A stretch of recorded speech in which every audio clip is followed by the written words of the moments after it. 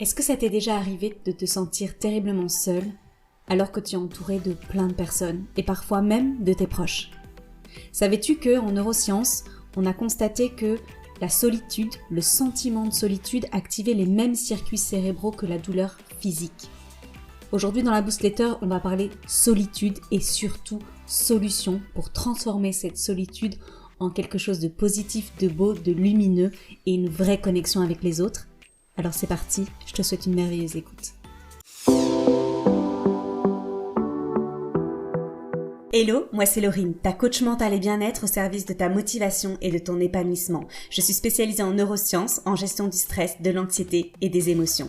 Je te retrouve chaque semaine ici dans la Boostletter autour d'un sujet qui touche à ton bien-être. Je partage avec toi des explications utiles, des exemples concrets et des pistes de solutions à tester pour t'inspirer et te faire réfléchir autrement à ton épanouissement.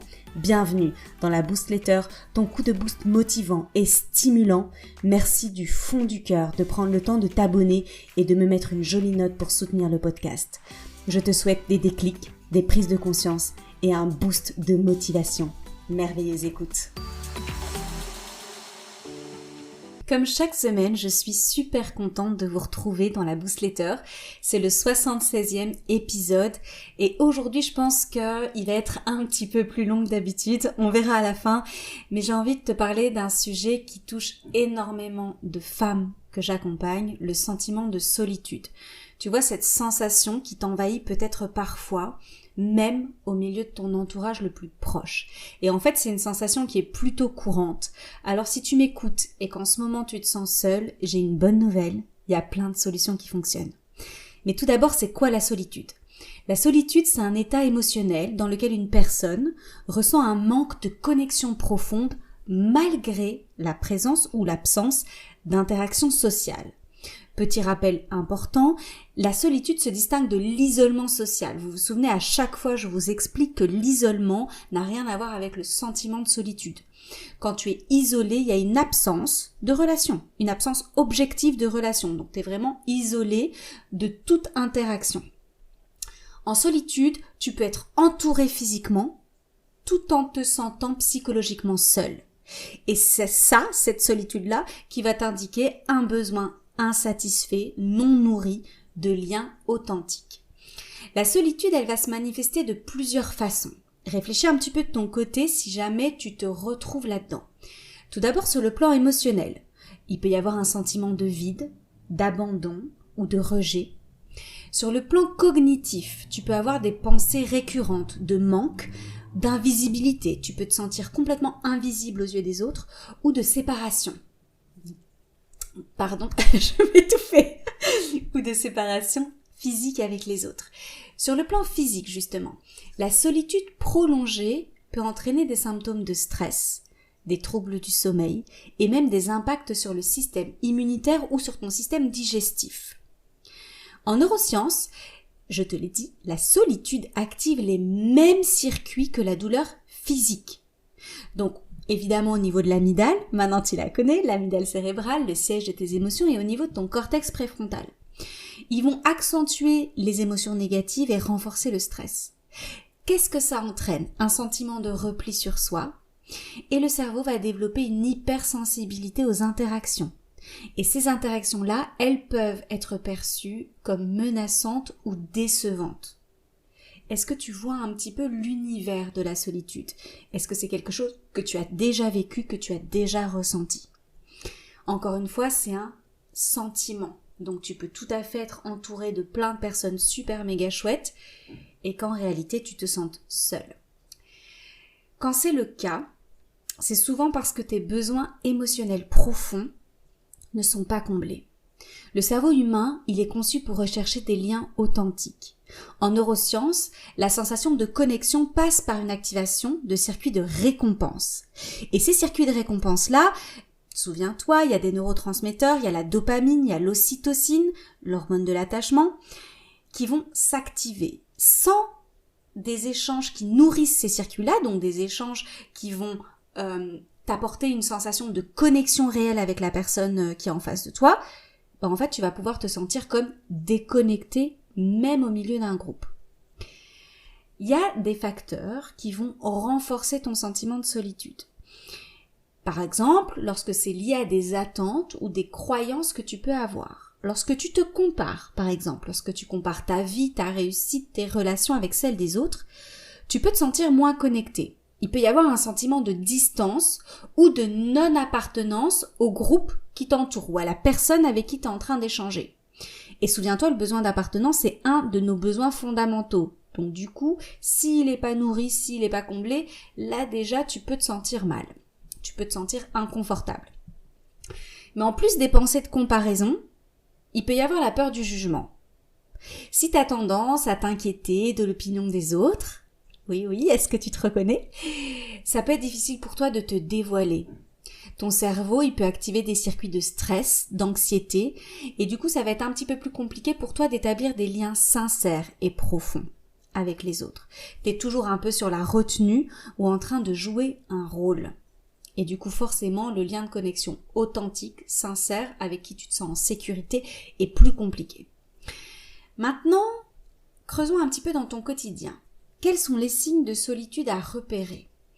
Et là, je vais te parler de 4 manifestations de la solitude dans ton quotidien et je te demande vraiment de prendre de la hauteur, de réfléchir et de voir ce qui te parle le plus, ok? Une manifestation physique. La solitude peut affecter le corps, oui. On peut ressentir des tensions musculaires, des troubles du sommeil, une baisse d'énergie, même des douleurs physiques, parce que comme tu vas activer tes circuits de stress dans le cerveau, en réalité c'est tout ton système nerveux qui va être touché. Il peut y avoir des manifestations émotionnelles, de la tristesse, de l'anxiété, de l'irritabilité, de la culpabilité. Tu peux ressentir un vide émotionnel, tu peux éprouver des difficultés à trouver du réconfort et à rester un petit peu bloqué dans cet état-là de repli sur soi. Il peut y avoir des manifestations cognitives de la solitude, des pensées, un peu comme des pensées automatiques, qui vont alimenter cette solitude. Par exemple, le fait de croire que t'es pas assez aimé, ou que tu mérites pas l'attention des autres. Tout ce type de pensée-là, forcément renforce le sentiment de solitude, d'inadéquation avec le groupe, et va te pousser même à t'isoler par moments. Et enfin, des manifestations comportementales de la solitude. Ça peut t'amener donc à te replier sur toi-même, à éviter les interactions sociales, ou au contraire, être dans l'opposé et rechercher un soutien constant, sans jamais te sentir pleinement satisfaite du soutien qu'on t'apporte. Donc il y a vraiment 4 manifestations de la solitude, 4 grandes familles, physiques, émotionnelles, cognitives ou comportementales.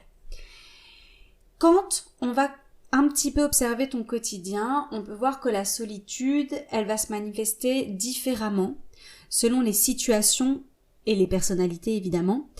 Quand on est dans le milieu du travail, bien que tu sois entouré de collègues, tu peux avoir l'impression qu'il n'y a pas de connexion sincère ou de véritable soutien. Ces moments peuvent amener un sentiment de décalage, donc quand tu es au travail, surtout si tu te sens incomprise ou si les échanges manquent de profondeur.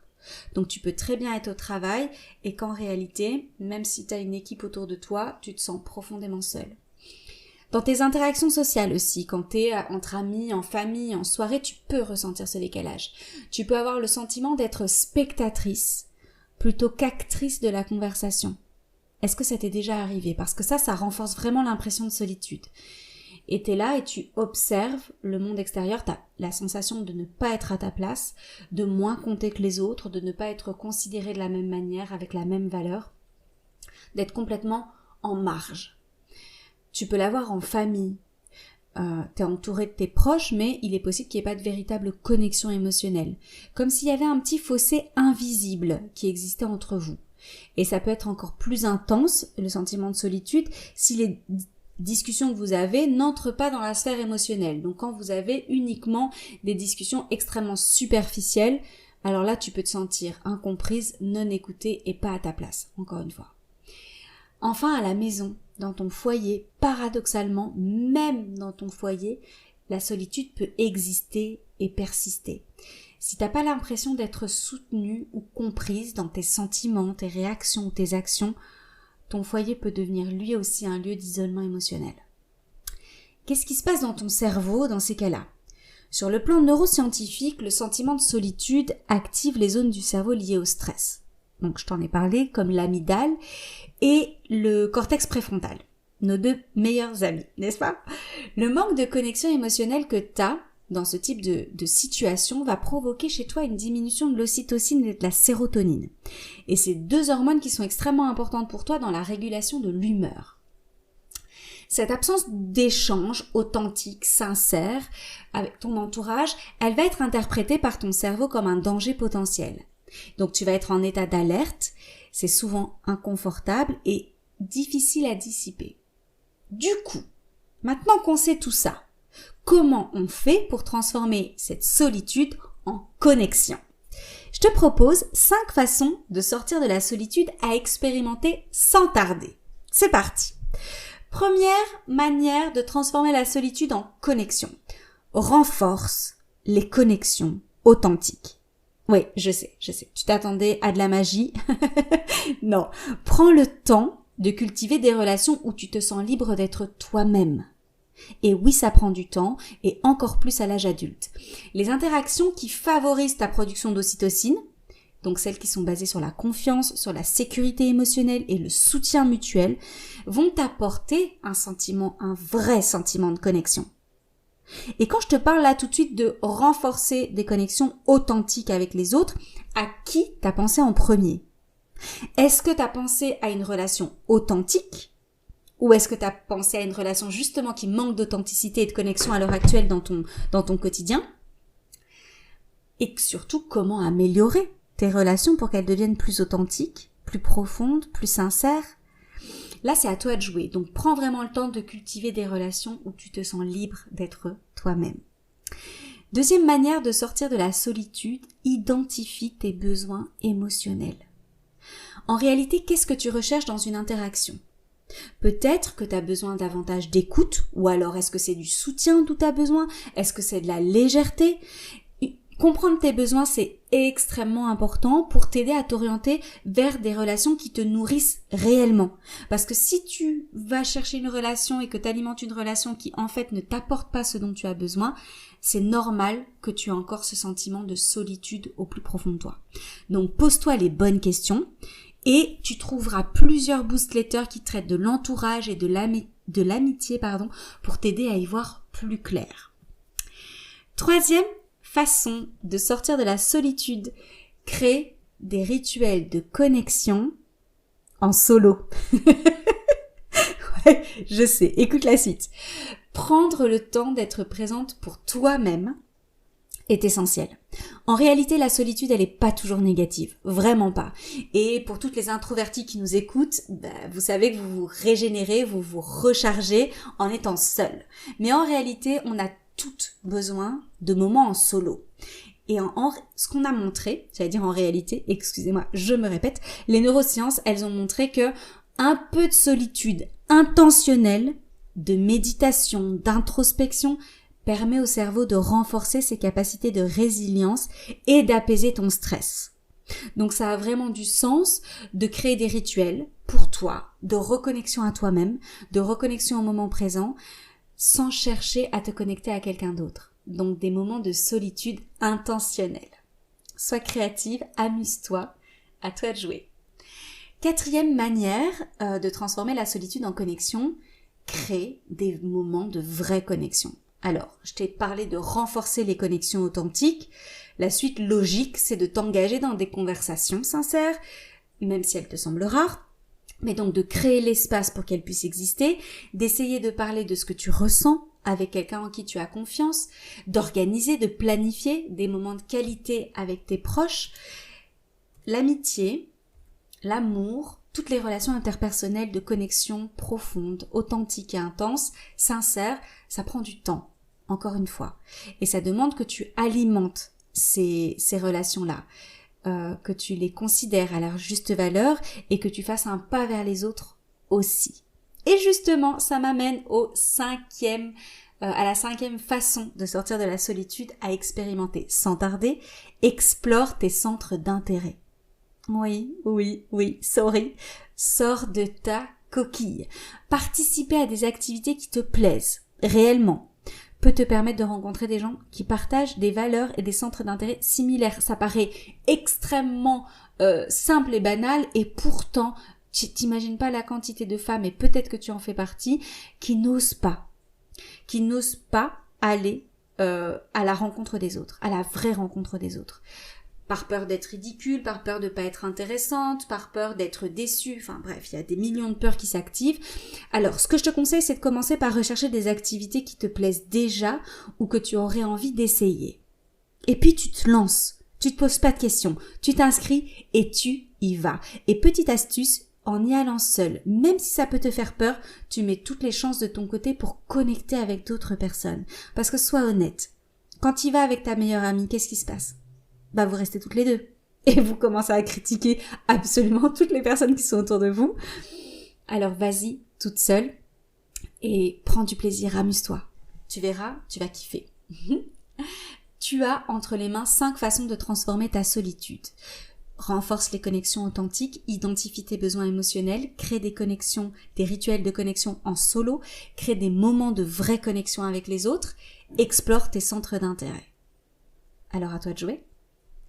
Je vais pas arrêter la boostletter tout de suite parce que j'aimerais ajouter un mot au sujet de la solitude, déclenchée par une distance géographique avec tes proches ou liée à la perte d'un proche.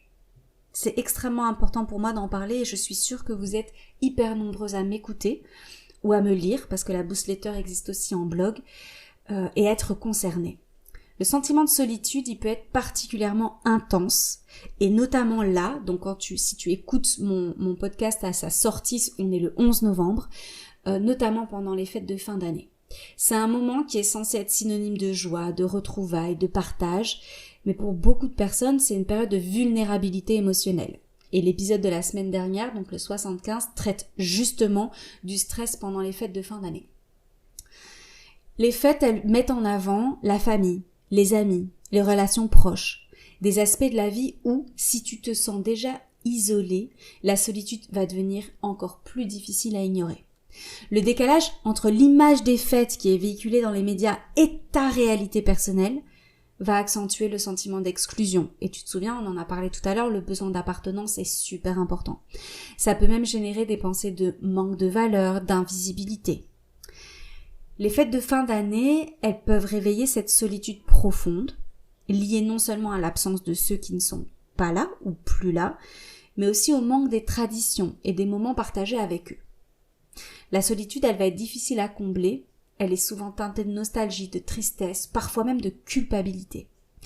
Et ce qu'on a pu remarquer en neurosciences, c'est que face à cette douleur, le cerveau il est soumis à un stress intense. Et c'est tout ton système limbique, avec l'amygdale notamment, qui réagit à ce manque comme à une véritable perte physique. Donc ça veut dire que tes circuits liés à la douleur émotionnelle vont s'activer. Le chagrin, la réponse de survie, etc. C'est ce processus-là qui s'enclenche dans ton cerveau, il peut être intensifié et du coup ton sentiment d'isolement, d'anxiété, etc. vont donner l'impression que la solitude elle est insurmontable. Mais si tu me connais, tu sais que chez Coaching Laurine, il y a toujours des solutions. Parce que oui, c'est une réalité. Oui, il peut y avoir un sentiment de solitude encore plus pesant pendant les fêtes. Mais on peut surmonter cette solitude. Soit liée à la perte, soit liée à l'éloignement. Ça va pas signifier qu'on oublie ou qu'on efface. Tu sais très très bien ce que je pense de la positivité toxique. Mais c'est plutôt de trouver des manières de se souvenir et de célébrer tout en douceur. Par exemple, tu peux créer un rituel en l'honneur des personnes qui ne sont pas présentes. Tu peux allumer une bougie, écrire une lettre, préparer leur plat préféré. Ça va te permettre de maintenir un lien et d'apaiser la douleur. S'il s'agit d'éloignement géographique, choisissez un film et regardez-le en même temps. Ouais, et vous pouvez même échanger grâce aux réseaux sociaux, WhatsApp et compagnie, pendant que vous regardez le film. Je l'ai fait plusieurs fois et franchement c'est absolument génial. Tu peux organiser un apéro visio, un repas visio, même une sortie visio. Tu peux tout faire. Tu peux préparer exactement le même repas que le proche avec qui tu vas faire ton repas visio et vous mangez en même temps la même chose. à travers des écrans, sachant que le cerveau il fait plus la différence après entre la réalité et l'écran. Donc ça peut vraiment être un partage, un moment de connexion sincère et authentique. Ne te mets pas de barrière. Et même s'il y a un décalage horaire, si tu veux, tu pourras l'organiser. Prends le temps de t'entourer de personnes de confiance avec qui tu peux partager tes ressentis, t'engager dans des activités. Et par exemple, les activités solidaires, humanitaires, etc., elles peuvent t'offrir aussi un sentiment de connexion et de soutien qui va contrer le sentiment de solitude. Pour beaucoup, apprendre à identifier ses propres émotions, à les accepter, à leur laisser de la place et à s'entourer de rituels de bien-être. Par exemple, tu prends du temps pour toi, tu planifies des activités qui t'apportent de la joie, tu passes du temps en nature. Ça peut vraiment faire la différence et t'aider à traverser cette période en cultivant des moments apaisants et réconfortants. Du coup, le challenge, cette fois-ci, pour les jours à venir, et j'ai envie de te dire jusqu'à la prochaine newsletter, choisis une personne à qui tu souhaites parler plus en profondeur, avec plus de sincérité, plus de connexion, plus d'authenticité. Et partager un moment sincère et sans distraction. Organise-le, planifie-le. Ça peut simplement être présente, attentive et à l'écoute. T'es pas obligé de faire un truc de psychopathe. Observe comment ça va changer ton ressenti et peut-être même ton humeur. On a parlé aujourd'hui du sentiment de solitude. On a vu d'abord de quoi il s'agissait et de quelle manière ça se manifestait sur le plan émotionnel, cognitif et physique. Après, je t'ai expliqué pourquoi on pouvait ressentir de la solitude au milieu d'un groupe. Je t'ai aidé à observer et à repérer des signes de solitude dans ton quotidien, des signes physiques, émotionnels, cognitifs ou comportementaux. On est allé chercher des exemples dans ton quotidien au travail, dans tes interactions sociales, en famille et même à la maison dans ton foyer. Je t'ai expliqué comment ton cerveau réagissait face au sentiment de solitude et qu'en réalité, ça l'amenait dans un état d'alerte. Et enfin, je t'ai proposé 5 manières de transformer la solitude en connexion. En renforçant les connexions authentiques, en identifiant tes besoins émotionnels, en créant des rituels de connexion en solo, en créant des moments de vraie connexion et en explorant tes centres d'intérêt. Tu as entre les mains un plan d'action infaillible pour transformer ton sentiment de solitude. Tu n'es pas seul, tu n'es plus seul, il y a plein de belles choses, il y a plein de connexions qui t'attendent.